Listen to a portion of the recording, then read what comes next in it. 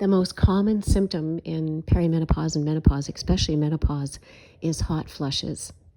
And these are a sudden feeling of warmth in the upper body, and it's usually most intense over the face, neck, and chest. Your skin might redden too, as if you're blushing.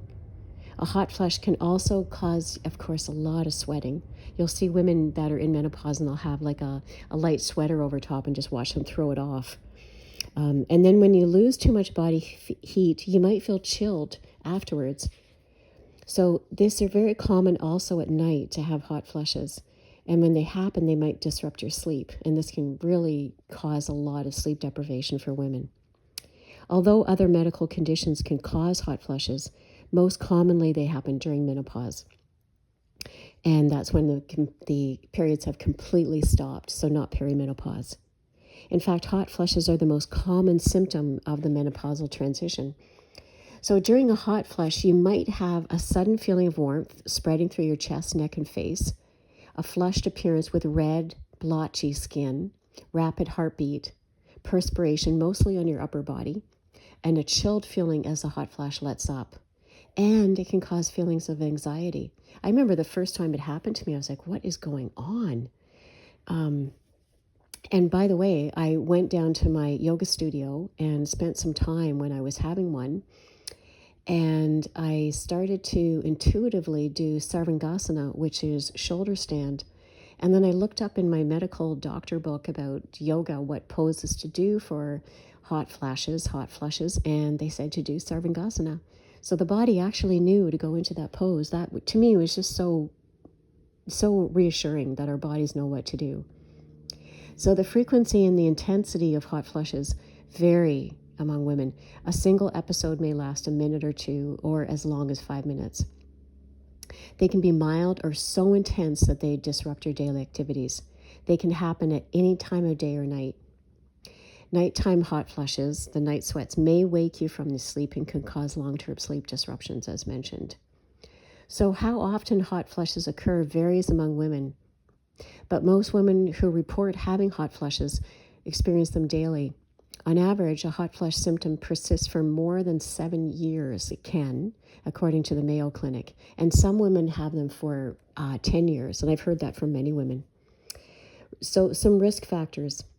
Not all women will go through menopause and have hot flushes. And it's not clear why some women do have them. But some factors that can increase your risk include smoking. Women who smoke are more likely to get hot flushes. Obesity, so a high BMI, body mass index, is associated with a higher frequency of hot flushes. And race. More Black women report having hot flushes during menopause than do women of other races. So hot flushes are reported least frequently in Asian women. And again, this is from the Mayo Clinic. Hot flushes can appear to be caused by the hormonal imbalance incurred when the ovaries are in the process of shutting down. This imbalance upsets the hypothalamus, which is basically the heat control center in the middle of the brain, and it controls heart rate and body temperature. When the heart rate increases, sweating often occurs, and heat moves from the core of the body to the skin, where the temperature may increase by up to 7 degrees during hot flushes. These symptoms can suggest a general activation then of the sympathetic nervous system. The yoga response for these symptoms, so what you can do, would be strongly to do poses that are activating the parasympathetic nervous system, which is the rest or digest side of the nervous system, and therefore cooling. And poses that activate the parasympathetic nervous system include things like shoulder stand, legs up the wall, lying in cobbler pose, so that's with your feet together and your knees splayed apart. So these cooling inversions are strongly help to moderate hot flushes. They lower the heart rate and the blood pressure and promote vasodilation while reducing the hormones that cause retention of water and salt. Also, inversions stabilize the hormonal system. So that's things like shoulder stand. And I wouldn't go for headstand because some women find that they can increase the hot flashes. So I would go for things like shoulder stand or legs up the wall. So do inversions unless there's a history of eye detachment, floater, or other eye issues, or high blood pressure. So sweating is a mechanism whereby the body rids itself of heat through evaporation, yet the sweat glands do not seem to work as they normally did before menopause. You think? Now they sweat profusely and during hot flashes, yet there seems not to be much of a cooling effect like there is with sweat. So hot flashes are at night, or known as night sweats, as I mentioned. And in this case, sleep is very disturbed, and this is really difficult. It can decrease your REM durations, and some measure of bodily rest, nonetheless, can be achieved through relaxing asanas such as Shavasana or Yoga Nidra. You can do that as well. In the premenopausal female, the heart healthy ratio of the waist to hip measurement is less than, the heart healthy ratio of the waist to hip measurement is less than 0.8 or 8.5. However, with the onset of menopause, the body's fat distribution will move toward that of men. The ratio in question will exceed 0.8, whereas a men's is often 0.9, and that's the waist to hip ratio. And this can increase your risk of cardiovascular problems. So because you're actually turning into more of a man, and men have more heart risk problems. So it's important to keep up an exercise program. So also the effects of low estrogen.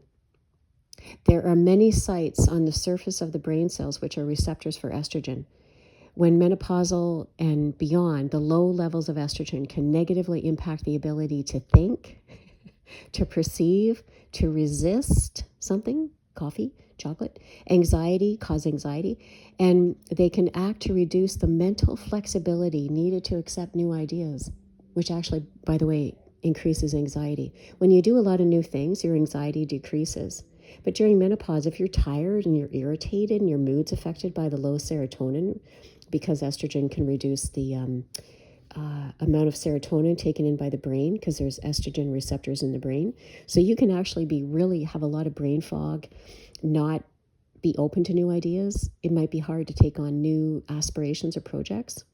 So low estrogen decreases also the libido and raises the threshold for sexual arousal. So you're less sexual, possibly. Some women aren't. I've seen that. So the brain control of muscles and joints and movement from within the cerebellum is very strongly dependent on the levels of circulated estrogen in the body. So when estrogen levels are low, things that require fine motor control can be impaired. So as nerve conduction slows with age as well, balance will be impaired, and memory also will be affected. In fact, I often find myself when I go to the hardware store saying, "Do you speak menopause?" Because I have no idea what the name of the hook is that I need to get from the guy. So I've noticed that I do a lot of hand gestures and do a lot of charades when the verbs and the nouns leave my mind. Now, listen, with a life expectancy of 81 years, a woman can look forward to enjoying more than 1/3 of her life following menopause. Though the time of menopause is one of hormonal imbalance and emotional fluctuations, once you are past menopause, a certain emotional hormonal stability sets in that increases your ability to focus on life goals. So I find that a lot of women that are postmenopausal, which is a stage of menopause, by the way, they start a new business, or they take up photography, or they're hiking more. So there is a balancing out of the hormonal fluctuations and a new set point, if you will. I call it a changing of the guard. You feel different. And there might be more of a homecoming during this time. You're more embodied. You feel at home in yourself, in the new version of you. And I find this very reassuring. So during aging, the endocrine system, many of the hormone levels fall and the endorphins increase to reduced sensitivity to pain. Also, thyroid and insulin outputs remain unchanged. So you may be more sensitive to pain because of the changes in hormones. And not all of the changes related to aging listed are inevitable, and some are acutely avoidable or reversible. For example, Aboriginals not exposed to 20th century noise often retain great hearing right into old age, acute hearing. Also, effective vision in old age still can be improved through yoga and eye exercises. Just as a number of these bodily functions changes as one ages, it is interesting to note how closely the symptoms of aging and menopause and perimenopause resemble those of weightlessness in space. So physical inactivity and bed rest can resemble the same effects that occur during perimenopause and menopause. So weight bearing is very important. And as I mentioned earlier, weight training is the highest order when it comes to keeping up the tone in the muscles. As the testosterone decreases, the fibroblasts, the muscle cells, tissue, tone. And so exercise is a powerful ally during menopause. And one North American study demonstrated that women who exercise aerobically at least 3.5 hours a week have 75% fewer hot flushes. Also, keep in mind that we can lose up to 40% of our muscle mass during the menopause. And that's from a wonderful book called Menopause Yoga by Petra Coveney. Fat. So how about fat distribution in the body? So about 20 to 25% of a woman's weight consists of fat, compared to 15 to 20% for males. Fat deposits are essential for female fertility. During the fertile years, a woman's body must carry at least 16% fat to maintain the necessary hormone production. But once a woman experiences menopause, her fat deposits mirror those of a man, and fat accumulates over the waist rather than hips and thighs more. So you'll see more of a belly, more of a muffin top. There are reduced levels of oestrogen after menopause, and that can cause fat to be stored around your waist rather than your hips and thighs. In post-menopausal women, belly fat accounts for 15 to 20% of their total body weight. Whereas before menopause, their belly fat could be as low as 5 to 8%. So what are some other menopausal symptoms? I've covered most of them, and there's risks that happen with the change in body fat percentage. With belly fat, there's it can cause a lack of sleep, because when there's high cortisol levels, which happens with higher belly fat, I would just put it simply like that, the fat, this visceral fat stored in the midsection creates an increased risk of heart disease, which is one of the leading causes of death for women. It can increase type 2 diabetes, breast cancer, dementia, and increased menopausal symptoms such as hot flushes. So again, if there's an increased amount of belly fat, you can increase your chances of dementia. So what can you do? It's important to achieve and maintain a healthy weight during the menopause, and there are many things that you can do to reduce weight gain and the risk of chronic disease. I found that I needed to decrease my caloric intake by about 1/3. It was quite substantial. And that was easy to do because I wasn't doing as much aerobic activity. So no, it wasn't easy to do. It was hard to do. But what I found was I could reduce my caloric intake by up to 1/3 because I didn't have the energy to do as much running, as much cardiovascular. So having a lower calorie diet was a little bit easier.